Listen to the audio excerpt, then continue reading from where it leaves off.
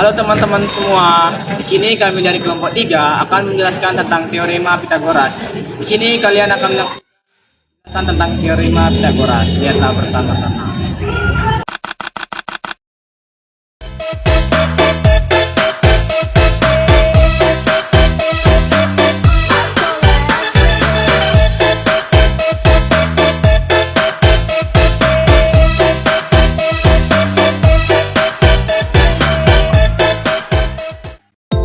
Sekarang kita akan membahas tentang teorema Pitagoras.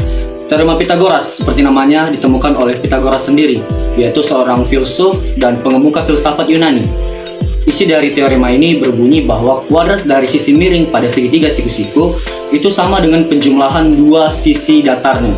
Sekarang kita akan mempelajari tentang sejarah singkat dari teorema Pitagoras. Pada kenyataannya, teorema Pitagoras sudah digunakan sejak berabad-abad lalu, terutama oleh orang dari suku Babilonia, orang Mesir, dan orang Cina. Orang dari suku Babilonia menggunakan rumus Pitagoras ini pada tablet Plimpton ke-322, di mana tablet ini berisikan angka-angka yang sesuai dengan rumus-rumus pada Pitagoras. Contohnya angka 345 dan angka 5, 12, 13, di mana mereka menggunakan ini sebagai alat untuk mengukur tanah, bangunan, maupun alat untuk mengukur astronomi. Namun pemahaman praktisnya bukan terletak tentang bagaimana cara mereka menemukannya, tetapi tentang bagaimana cara mereka mengaplikasikannya, namun belum menjelaskannya secara formal dalam matematika. Kalian pernah mikir nggak, kenapa teorema Pitagoras cuma dipakai di segitiga siku-siku? Teorema Pitagoras ini khusus membahas segitiga punya sudut 90 derajat saja. Pada segitiga siku-siku, sisi paling panjang disebut sisi miring. Nah, di segitiga seperti ini berlaku hubungan sederhana. Kuadrat sisi miring sama dengan kuadrat dua sisi lainnya. Jadi, C kuadrat sama dengan A kuadrat tambah B kuadrat. Hanya berlaku kalau sudut siku-siku. Kalau segitiganya tidak siku-siku, misalnya lancip atau tumpul, hubungan ini sudah tidak berlaku lagi karena bentuk segitiganya sudah berbeda. Nyain song mata gadis main seng. Di sini saya akan menjelaskan rumus dari Pitagoras itu, yang dimana untuk mencari rumus Pitagoras itu yang dicari A kuadrat ditambah B kuadrat sama dengan C kuadrat, yang dimana A dan B itu adalah sisi dari segitiga siku-siku, dan C itu adalah sisi miring atau yang biasa disebut dengan hipotenusa.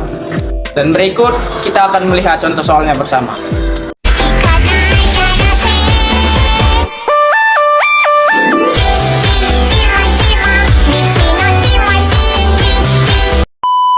Sekarang kita akan membahas contoh soal pada teorema Pitagoras.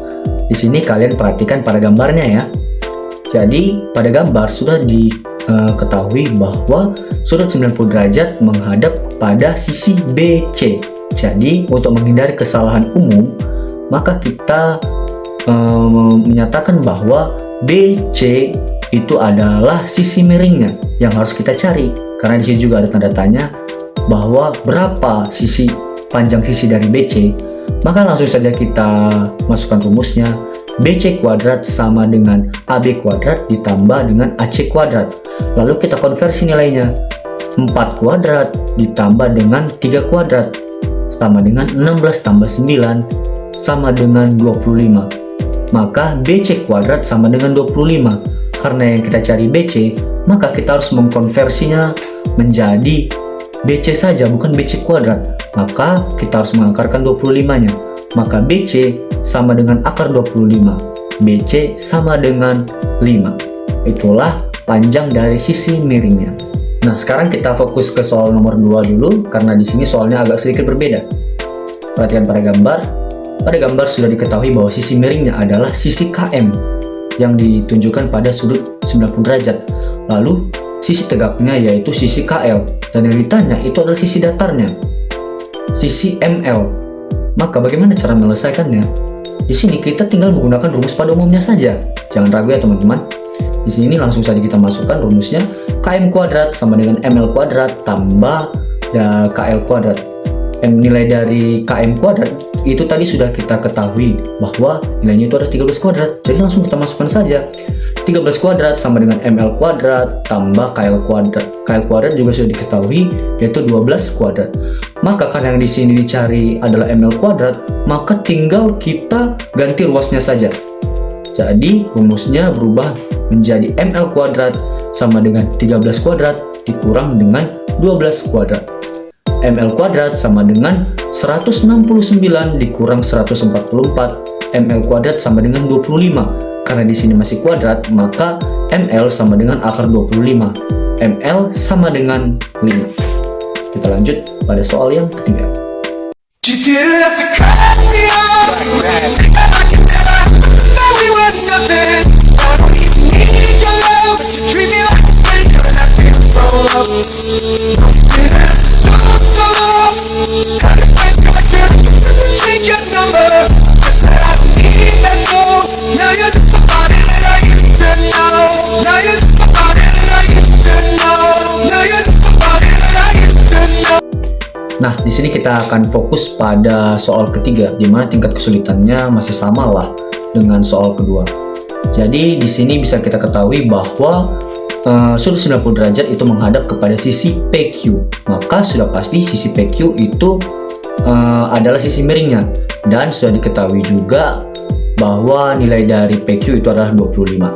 Dan juga diketahui bahwa sisi dari RP itu adalah 15.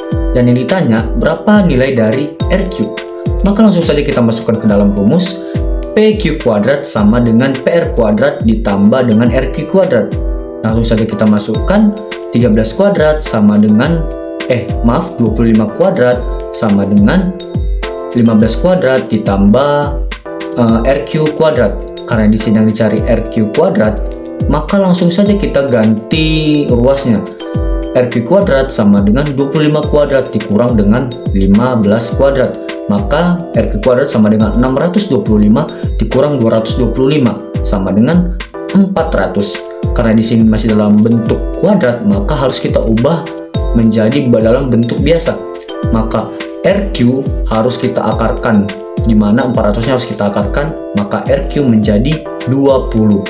Sehingga kesimpulan yang bisa kita dapat bahwa panjang dari RQ adalah 20.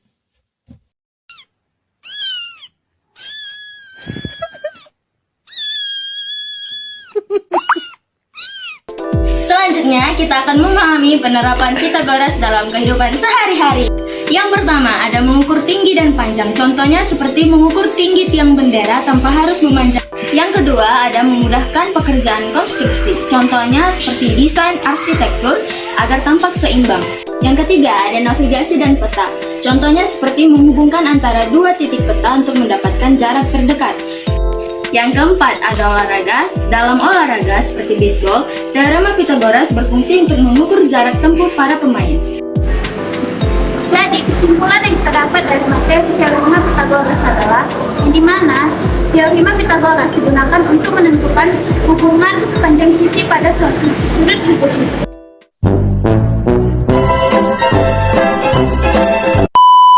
Pernah mikir nggak?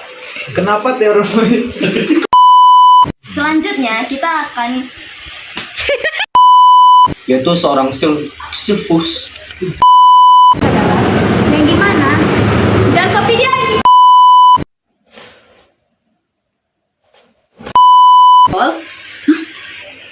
Bisbol pernah mikir nggak? Kontol nggak coba? Udah kami ganggu ini Teorema orang. Pythagoras. Selanjutnya, kita akan